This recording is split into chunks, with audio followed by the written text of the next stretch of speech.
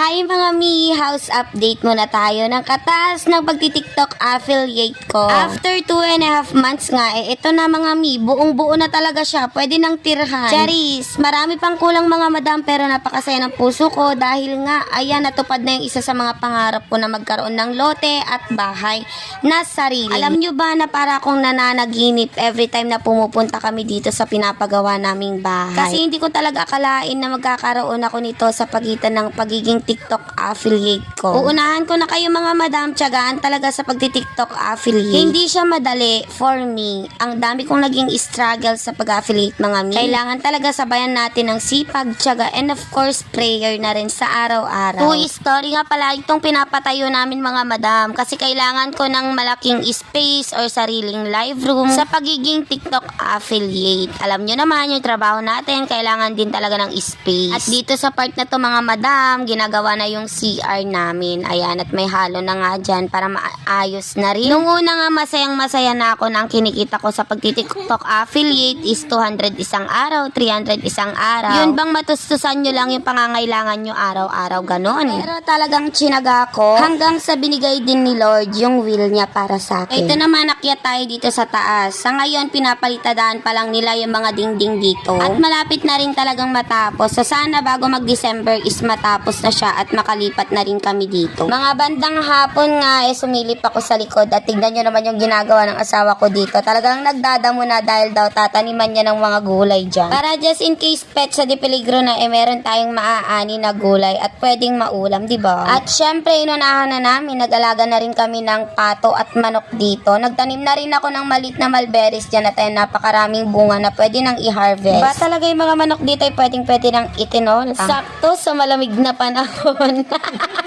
Nangingi na nga rin ako ng tangkay ng dragon fruit dito para mamunga siya at may makain ako dito. Nai-imagine ko na talaga kapag titira kami dito. Tignan yung sarap magkape dito. Lalo na ganyan yung view niya. Ayan, damo pa more. So ayun lang for today's video.